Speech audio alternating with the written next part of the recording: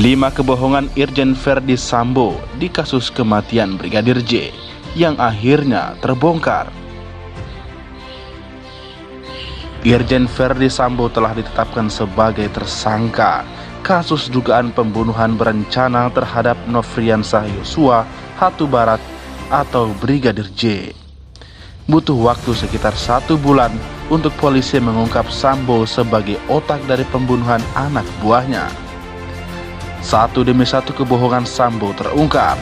Peristiwa yang terjadi sebenarnya ternyata berbeda jauh dengan narasi Sambo di awal. Kasus kematian Brigadir J pun kini mulai menemui titik terang. Pertama, tiba di Jakarta. Di awal mencuatnya kasus ini, disebutkan bahwa Sambo baru tiba di Jakarta sepulang dari Magelang, Jawa Tengah pada Jumat 8 Juli 2022. Sesaat sebelum kematian Brigadir J. Rombongan Sambo tiba lebih dulu di rumahnya di kawasan Duren 3, Jakarta Selatan. Beberapa saat kemudian rombongan istrinya, Putri Chandrawati, tiba bersama Brigadir J, Richard Eliezer atau Baradae, dan yang lainnya. Namun, kemudian terungkap fakta sebenarnya bahwa Sambo sudah berada di Jakarta sehari sebelum rombongan Putri tiba, atau Kamis 7 Juli 2022. Temuan ini diungkap oleh Komisi Nasional Hak Asasi Manusia atau Komnas HAM. Awalnya kan kita kira sama harinya, tapi ternyata setelah kita telusuri, kita dapat bukti yang lebih baru. Bukti terbaru itu menunjukkan pulangnya Sambo 1 hari sebelumnya dengan pesawat, kata Ketua Komnas HAM Ahmad Taufan dan Manik saat ditemui di kantornya Kamis 4 Agustus 2022. Yang kami dapatkan tanggal 7 Juli pagi, yang pasti Sambo dan istri tidak bersama seperti yang selama ini seolah mereka satu rombongan itu. Clear, ujarnya. Kedua, tak ada di lokasi.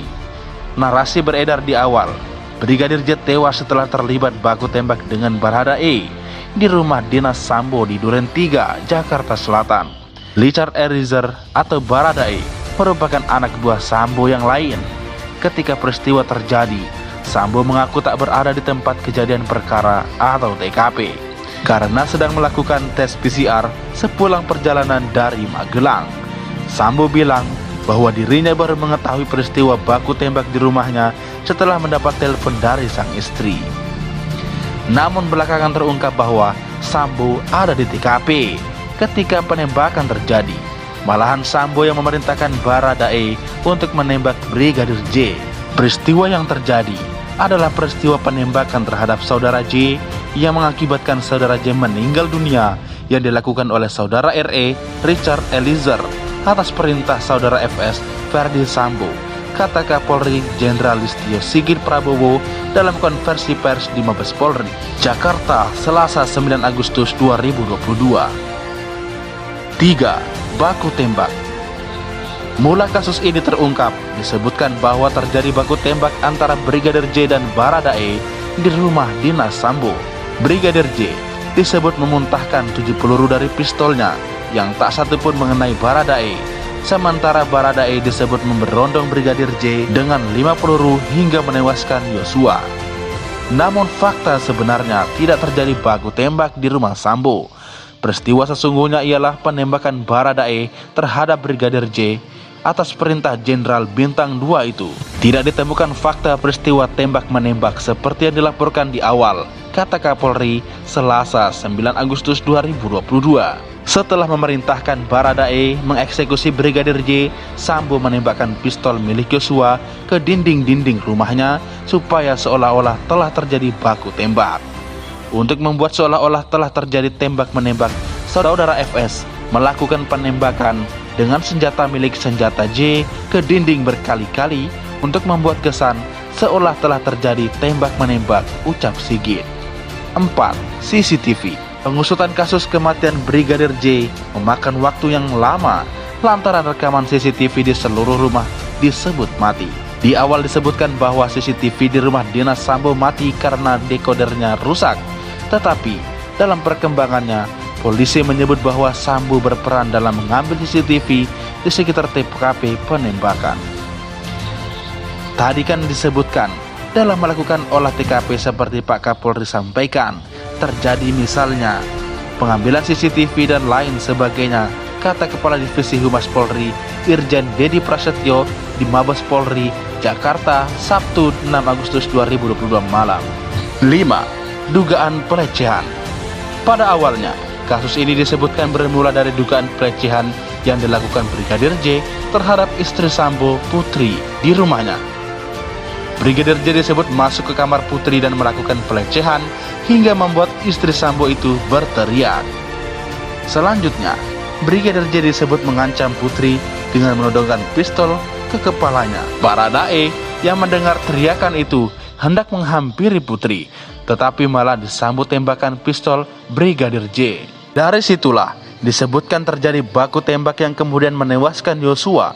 Namun narasi tersebut ternyata sepenuhnya tidak benar, termasuk soal dugaan pelecehan.